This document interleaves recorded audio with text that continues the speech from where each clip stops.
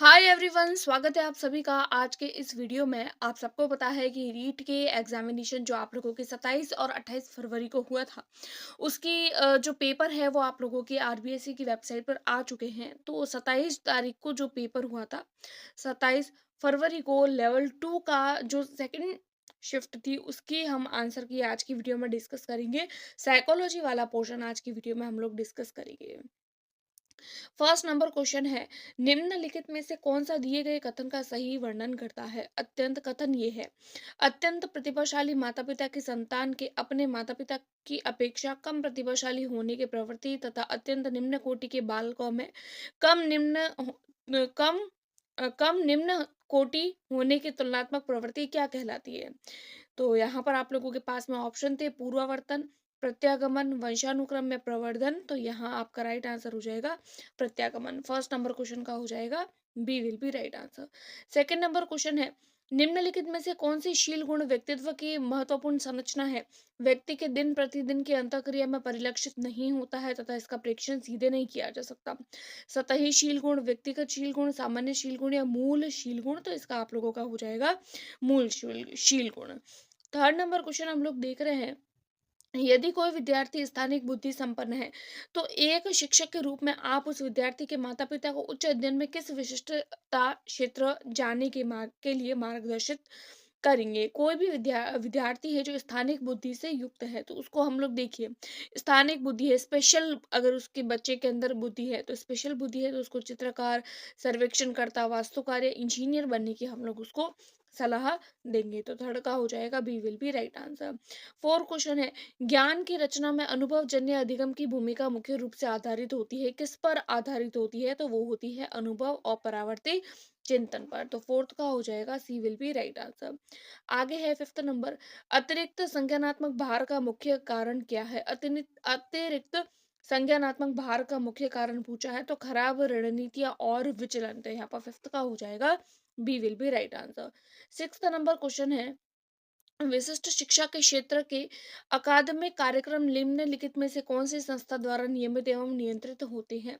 तो आपका right answer हो जाएगा भारतीय पुनर्वास परिषद। सिक्स्थ का हो जाएगा A will be right answer. Seventh number question है, पूर्व क्रियात्मक अवस्था में शिक्षक द्वारा लिए जाने वाले निर्णय नहीं है।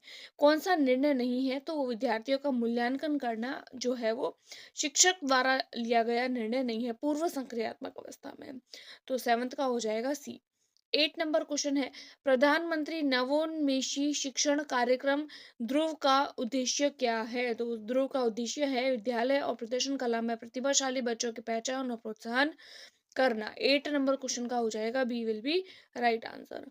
आगे है, मैच ऑफ द फॉलोइंग पूछा है, किसके अकॉर्डिंग पूछा है। तो वो पूछा है एरिक एरिक्सन के मनोवैज्ञानिक सामाजिक विकास के सिद्धांत की अवस्थाओं में अवस्थाओं को उनकी आयु अवधि काल के साथ में मिलान करना है। तो यहाँ पर आप लोगों का फर्स्ट का हो जाएगा सी, सेकंड का हो जाएगा फोर, और आप लोगों के यहाँ पर थर्ड का हो जाएगा फर्स्ट, थर्ड का हो जाएगा फर्स्ट, और फोर का हो जाएगा आप लोगों का सेकंड। तो यहाँ पर आप लोगों के इसके अकॉर्डिंग आंसर हो जाएगा सी। 9 नंबर क्वेश्चन का हो जाएगा C will be right answer. 10th number question है, राष्ट्रीय पाठ्यचर्या की रूपरेखा 2005 के अनुसार पाठ्यक्रम डिजाइन का प्राथमिक उद्देश्य क्या होता है। पाठ्यक्रम डिजाइन का प्राथमिक उद्देश्य क्या होता है। तो वो होता है ज्ञान को विद्यालय के बाहरी जीवन से जोड़ना। तो 10 नंबर सवाल का हो जाएगा C will be right answer. 11 number question है, एक बच्चे द्वारा समान दिखने वाले सभी पुरुषों को पापा कहना किस प्रकार का उदाहरण है। यानी कि एक बच्चा है वो सब पुरुषों को पापा ही बोलता है, तो इसका क्या कारण है। तो इसका कारण है सहशीकरण, यानी कि एसिमिलेशन। 11 का हो जाएगा D will be right answer. 12 number question है, क्रियात्मक अनुसंधान से रिगार्डिंग, क्रियात्मक अनुसंधान में पूर्व परीक्षण, पश्च परीक्षण, एकल समूह प्रारूप से क्या आशय है। तो देखिए यहाँ पर क्या बोला है, पूर्व परीक्षण यानी पहले, पश्च परीक्षण यानी बाद में। तो पूर्व और बाद में यहाँ पर क्वेश्चन से ही पता चल रहा है, एक डिजाइन जहाँ एक समूह का उपचार से पहले और उपचार के बाद में परीक्षण होता है। तो 12th का हो जाएगा B will be right answer. 13 number question है, निम्नलिखित में से कौन सा बच्चों के भाषाई विकास को नकारात्मक रूप से प्रभावित करता है। नकारात्मक रूप से प्रभावित करता है वो होता है बहुजन्म, यानी कि जुड़वा, मल्टीपल बर्थ होते हैं, ट्विंस होते हैं। तो पेरेंट्स जो होते हैं वो एक ही बच्चे पर फोकस करते हैं, दोनों बच्चों की भाषाई विकास को जो है वो फ़ोकस नहीं कर पाते। तो 13 का हो जाएगा डी। 14 नंबर क्वेश्चन है, निःशुल्क एवं अनिवार्य प्रारंभिक शिक्षा का अधिकार 2009 की धारा 29 मुख्य रूप से किससे संबंधित है? तो वो है पाठ्यक्रम और मूल्यांकन प्रक्रियाओं से। तो 14 का हो जाएगा A will be right answer. 15 number question है, निम्नलिखित में से कौन सा व्यक्तित्व मापन हेतु प्रक्षेपीय परीक्षण नहीं है? कौन सा प्रक्षेपीय परीक्षण नहीं है? तो वो हो जाएगा 16 व्यक्तित्व कारक प्रश्नावली। तो 15 का हो जाएगा B will be right answer. 16 number question है, बुद्धि एक समुच्चय या सार्वभौमिक क्षमता है जिसके सहारे व्यक्ति उद्देश्यपूर्ण क्रिया करता है, विवेकशील चिंतन करता है तथा वातावरण के साथ में प्रभावशाली ढंग से समायोजन करता है। उपयुक्त कथन है, दिया गया कथन किसका है? तो दिया गया कथन जो है वो डेविड वेस्लर का है। 17 नंबर क्वेश्चन है हमारे पास में, शिक्षण अधिगम प्रक्रिया में स्कैफोल्डिंग का क्या अर्थ है? स्कैफोल्डिंग जो वैगॉस के द्वारा दिया गया है, इसका मतलब होता है अस्थायी मदद करना। तो छात्र को कार्य में स्वतंत्रता प्राप्त करने में मदद के लिए अस्थायी सहायता प्रदान करना। तो 17 का हो जाएगा B will be right answer. आगे है हमारे पास में 18 नंबर क्वेश्चन, सृजनात्मक सृजनात्मक प्रक्रिया में यूरेका क्षण किस अवस्था को कहा जाता है? तो यूरेका क्षण जो होता है वो कौन सी अवस्था होती है? तो वो होती है आप लोगों के प्रबोधन अवस्था। 18 का हो जाएगा C will be right answer. आगे है 19 नंबर, निम्नलिखित में से कौन सा वृद्धि और विकास के सिद्धांतों का शैक्षिक अनुप्रयोग नहीं है? कौन सा शैक्षिक अनुप्रयोग नहीं है? विशिष्ट विकास अवस्थाओं के दौरान प्राप्त प्रगति के समीकरण और आगामी प्रक्रियाओं के लिए अपर्याप्त व्यवस्था करना। तो इस क्वेश्चन का हो जाएगा 19वीं का हो जाएगा D will be right answer. आगे देखेंगे हम लोग 20 नंबर क्वेश्चन, दिव्यांगजन अधिकार 2016 में कितनी निःशक्तताओं को शामिल किया गया है? तो वो निःशक्तताएं हैं 21 निःशक्तताएं। 21 निःशक्तताएं हैं। 20वीं का हो जाएगा 21। 21 नंबर क्वेश्चन है, वृद्धि और विकास के दो मुख्य कारण होते हैं, तो वो कौन से होते हैं? एक होता है परिपक्वता और दूसरा होता है अधिगम। 21 का हो जाएगा C will be right answer. 22 number question है, एनसीएफ 2005 में तनाव को कम करने के लिए किस मूल्यांकन पद्धति पर जोर देते हैं? तो वो होता है सतत और व्यापक मूल्यांकन। तो यहाँ पर 22 नंबर क्वेश्चन का हो जाएगा B will be right answer.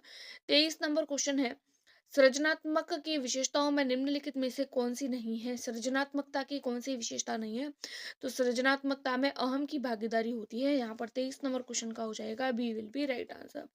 24 number question है, संकल्पना मानचित्रण शिक्षकों की किस प्रकार मदद करता है? तो संकल्पना मानचित्रण जो होता है वो उपयुक्त अनुदेशनात्मक सामग्री का चयन करने में।